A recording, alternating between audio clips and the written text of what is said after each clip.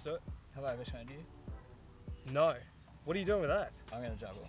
What? Yeah. Can you juggle? Yeah, just don't drop those though.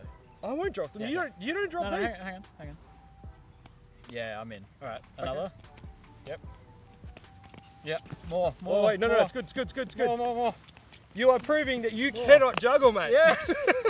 I'm so good at it. Oh, wait. Shh. Hey guys, we're back. Tim, Hey, we're back. hey, guys. We're back. Hey, great to see you guys for onearvo online. Tim, how you going? Yeah, good. I mean, I feel pretty good about that. Everyone got to see my mad juggling skills, so you're welcome back at home. Kind of a bit special, weren't they? They were very special. That was, I'm sure, the highlight of everyone's week. Well, you can't unsee things. That's the problem. You don't want to unsee things like that. That's special, guys. Tim, should we dive into our hat? Yeah, let's do it. All right. Ready? My turn first? Yeah, you Okay. go first. Okay, Tim, here's a question. Would you rather ride a bike, ride a horse, or drive a car? Ride a bike, ride a horse, drive a car. Drive a car. Yeah. Yep. No. It's just easier, isn't it? Yeah, no, it is. I'm with you. I'm totally with you. That was a pointless one, really. Your turn. All right. Oh, this is a good one. Uh-huh. Strangest dream you've ever had? Oh, gee. I think the thing that comes to mind, and I'm not sure if I remember it rightly, if I was a unicorn. And I think I could talk, but I don't remember the rest of it. As in, like, you know, how dreams sort of morph. But I think I was a pretty handsome and strong unicorn. Nice. Oh, that's good. Let's move on pretty quick. Now, Tim, probably the next question you're about to ask me was what we're going to look at today, right? Absolutely. Excellent. Save me from the unicorn.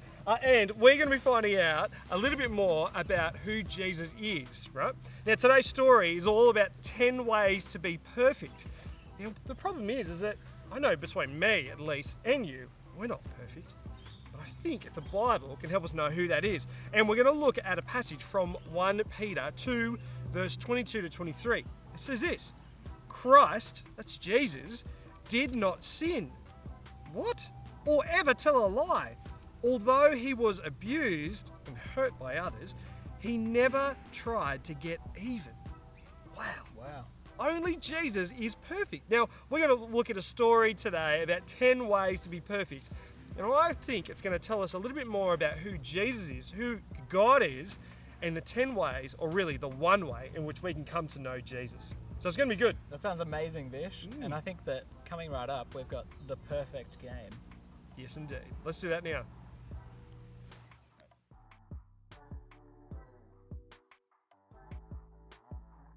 Hey guys, Daniel here. Now, I want to see how good you guys are at guessing. So, as you can see, I have 3 cups in front of me, and only one of them has a tennis ball underneath. So, I'm going to give you guys 10 seconds to try and find out which ball the cup is covering. Alright?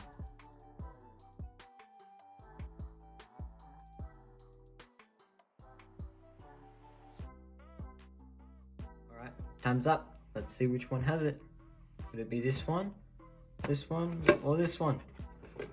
Ooh, it's this one! If you got it correct, well done you. Now, I'm going to try that again. Let's try for a second round. Which cup has the ball?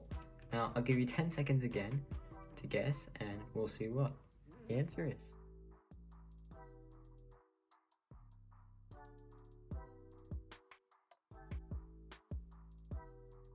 Time's up. Let's see which one. So, is it the one on my right, your left? Is it the one in the middle? Is it one on my left, your right?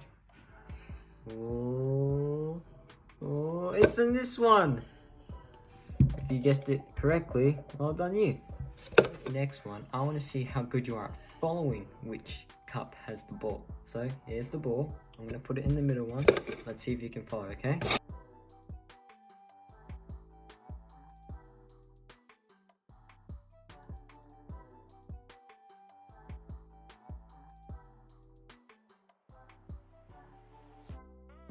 Alright, now I think they're pretty well shuffled up. Now, which one do you think has the ball? This time I'll give you 20 seconds to try and figure out which one has it.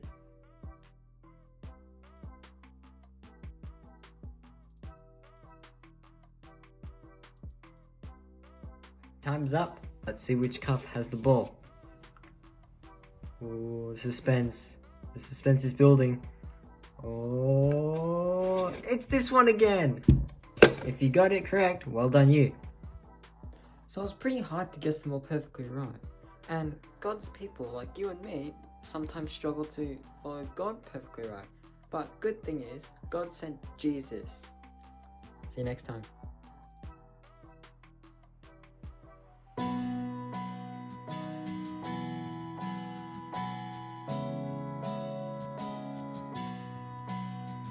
My hope is built on nothing less than Jesus' blood and righteousness.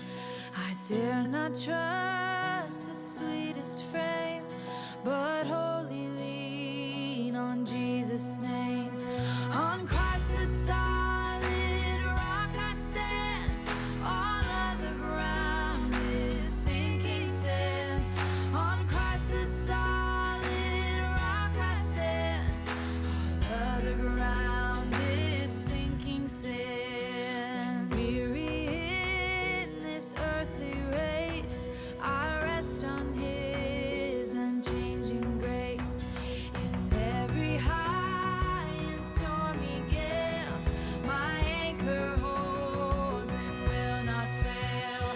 On Christ the solid rock I stand, all other ground is sinking sand.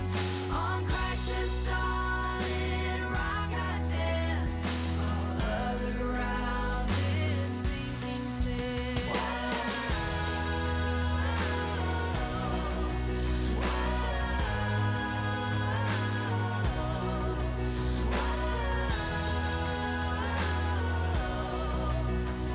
All other ground is sinking sand. When Christ shall come with trumpet sound, oh may I then in Him be found. Trust in His righteousness alone, faultless to stand before the throne. On Christ the solid rock I stand, all other ground is sinking sand. On Christ the solid rock I stand, all other ground is sinking sand. On Christ the solid rock I stand, all other ground is sinking sand. On Christ the solid rock I stand, all other ground is sinking sand.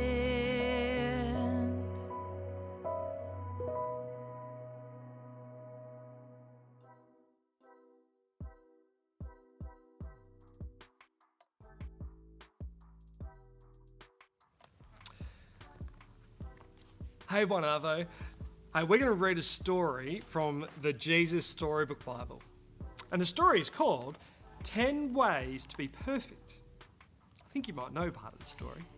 Let's have a read. So there they all were. Grannies, granddads, babies, uncles, aunts, children, mums and dads, out there in the middle of the desert. They had blisters from all the walking. They were hungry and thirsty. And much, much too hot. We don't like it, they said. It stinks. And so did they, for that matter, because no one had taken a bath in weeks. Now remember, because this is something they'd forgotten. God had done amazing things for His people. He'd hidden them inside a cloud. He'd moved the sea. He'd set them free. But God's people still weren't happy. They didn't care about being free. Wasn't it better when they were slaves? At least they had lots of nice food to eat. God doesn't want us to be happy, they said. It was the same lie that Adam and Eve had heard all those years before. God has brought us out here to kill us. God doesn't love us. But they didn't know God very well, did they? See, every day of their journey, God kept on showing his people how well he would look after them if they would trust him and obey him. When they were hungry, God made the sky rain with food, bread coming down from heaven. What is it? They asked each other. They didn't know, so they called it, what is it?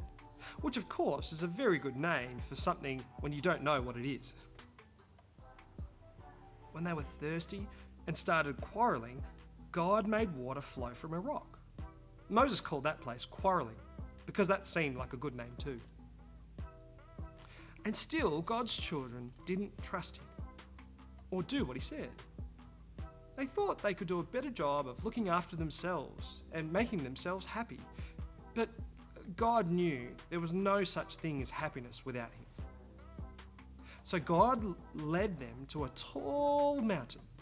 God wanted to talk to his people and show them what he was like.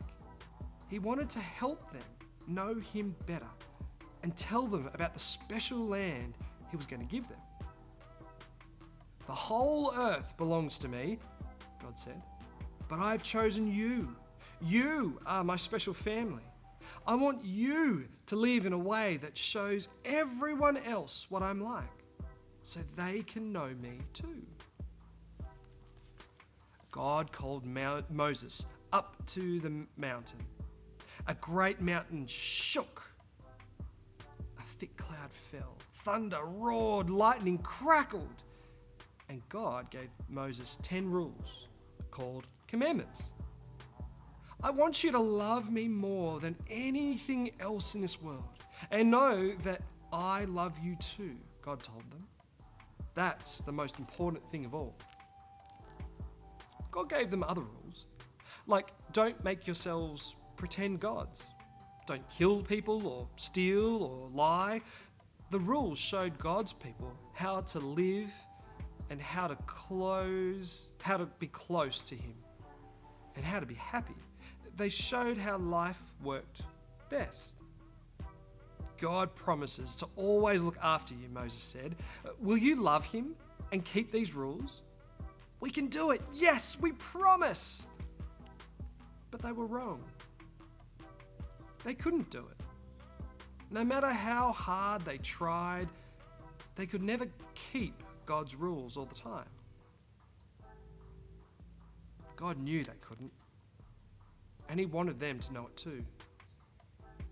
Only one person could keep all the rules, and many years later, God would send him to stand in their place and to be perfect for them.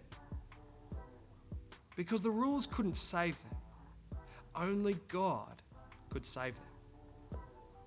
What a wonderful story. The best part is it's true. So boys and girls, we're going to do some thinking together with some questions that are on the screen. Let's do that now.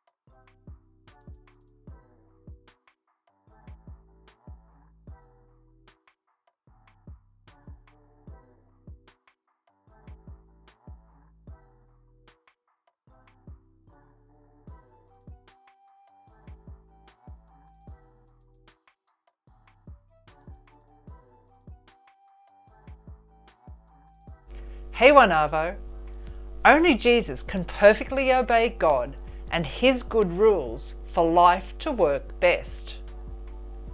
Okay, I've got a lockdown challenge for you today. Can you juggle one ball? Probably, that's pretty easy. But do you think you could juggle 10? I don't think so. Start with 1 and add more. Ah! See how you go. Perhaps you could challenge a family member to see how many they can do.